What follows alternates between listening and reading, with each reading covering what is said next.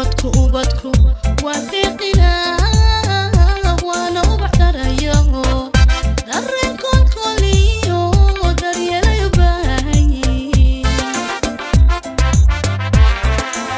ubadku waa deeqina waana ubax darayo kusoo dhawaada maanta barnaamij yaro aydaan iiga baranin oo cunto yaro aad u macaan oo aan rabo caruurtiina inaad uga faa'iidaysaan aadna u borotiin badan ayaan idinla wadaagayaa maanta.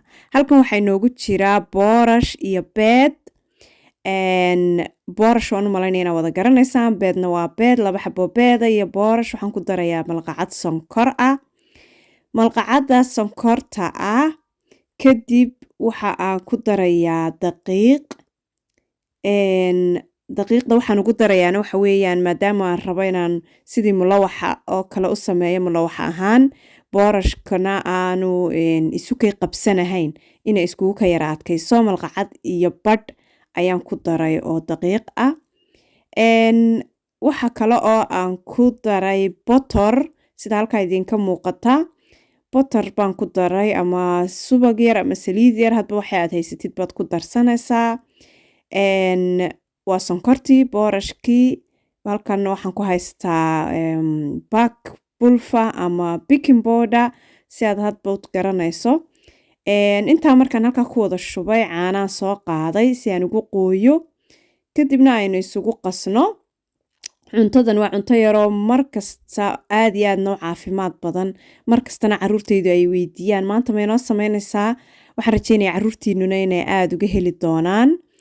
sidaa darteed ayaan idinla wadaagayaa. borotiin badan baa ku jira waayo boorashka aad buu caafimaadkiisa u fiican yahay. beedka sidoo kale maxay hayday waxyaabaha ku jira oo dhan waxaweyaan waxyaabo caruurta u fiican. sidaasaan isugu soo walaaqay ugu dambeyn mishiinkaasaan ku walaaqanaysaa. mishiinka marka aad ku walaaqato sidaa kuu noqoto isugu kaa kulli dhex gasho hadday qaleyl kaa yara noqoto caanaad ku yaro kordhisanaysaa si ay sidan oo kale markaa kuugu qasanto. marka mishiinkaasaad u baahan tahay. maqligiyo dabka saaran baan ku shubay. dee qofna loogama sheekaynaya gabadh Soomaaliyeed mulawax sida loo sameeye mulawax baynu markaa labada dhinacba ugu rogaynaa calaa kulli xaal. markaa mulawaxiisaasaynu ku diyaarsanay. khasab maaha inaan ilaa maanta intaan sameynaya idinku wada qabto. intana aan halkan isku soo jarjaray hilibka yaree maaragtay digaaga laabtiisa ayaan saa usoo jarjaray. xawaashiyada ku jirjiraana waxa weeyaan geedo kii loogu talagalay maxay hayday digaaga kaariyar xawaashiyada nooca doontid baad ku darsanaysaa. gabadh Soomaaliyeed xawaash looma tilmaamo, afaaraha idinkaa igaga fiican, laakiin inta yar baan doonaya inaan idinla wadaago oo aad u macaan caruurtana maxay hayday ugu fiican iyaguna ay aad u xiiseynayaan. iisoo sheega kommentaarka igu soo qor markaa samaysaan ee tijaabisaan caruurtiinu ka hesho insha Allah. waxaan rajeynaya inay ka heli doonaan. markaa dee hilibka yaraa baynu shiilaynaa, waynu isku walaaqaynaa. wax kaloo nidhaahdo garan maayo. hilibi walaaqa. halkan waxaan kusoo shubtay mayonnaise iyo ketchup. soos baan ka dhigayaa. mayonnaise-kii ketchup-kii baan isku walaaqay. sooska markaad samaysanaysid waxa loo doonaysid baad ka samaysan kartaa, laakiin muhiimada mayonnaise waa inuu kuugu jiro. ketchup-ka waad ka dayn kartaa maadaama ay sonkor leedahay, laakiin ketchup-ka anagaa jecel. caruurta markaas si dhadhankaas ay ugu yeelato ketchup-ta darteed baan ugu daray. madiibadii yareyd ee dabka lagu gelin lahaa baan soo qaaday. markaa bal wixii baynu dee geb iyo gub iyo geb isku wada siinaynaa. wakaa mulawaxii baan soo qaadayaa. saasuu inoo soo baxay mulawaxii ugu dambeyn markii aan ka soo qaaday. mulawaxii baan sidaa u dhigayaa si ballaadhan madiibada dusheeda. sooskii yar ayaan samaystay. sooska adigu waxaad jeceshaad ka samaysan kartaa waan idiin sheegay. reer walbo wuxuu leeyahay waxa uu xiiseeyo iyo wax isaga u gaara. sooskii yaraa baan sidaas u marmariyey.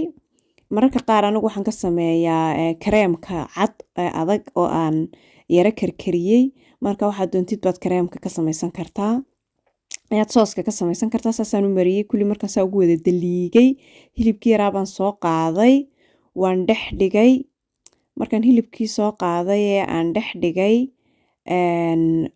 aad uguma farabadinayo waayo waan duuduubayaa mid walba in yar baan oo hiliba waxoogaa yar baan oo ku filan baan saa u dhex gelinayaa cheese baan soo qaaday ama farmaajo ama keese hadba saad u garanaysid markaas saasaan ugu dul shubay waxaa la wixiiba isku soo wada duub weeyaan markaa gacan keliyaan ku shaqaynayaayo de gacanta kale moobilkan ku hayaa markaa waxaan ku idhahday duubistu adkaato akaaste kolba dhinac baan farta ka gelinayaa si aan u kari karo de waa kaasasaad u duubaysaa mid walba intaad soo duubtid baad ka kala saa dhinac dhigaysaa saas markay usoo buuxsantay madiibadii jiis kalaad soo qaadaysaa dushaad kaga shubaysaa hadaad doonto ku yarayso hadaad doonto ku badso intaa waxaa dheeraa intaanan marinin sooskii baan mariyey deetana sooskii markaan mariyeen jiiskana ku dul shubay kamaradaan gaftay intaa sidan u soo baxay ugu dambeyn markaan kasoo saarnay waan soo goynaynaa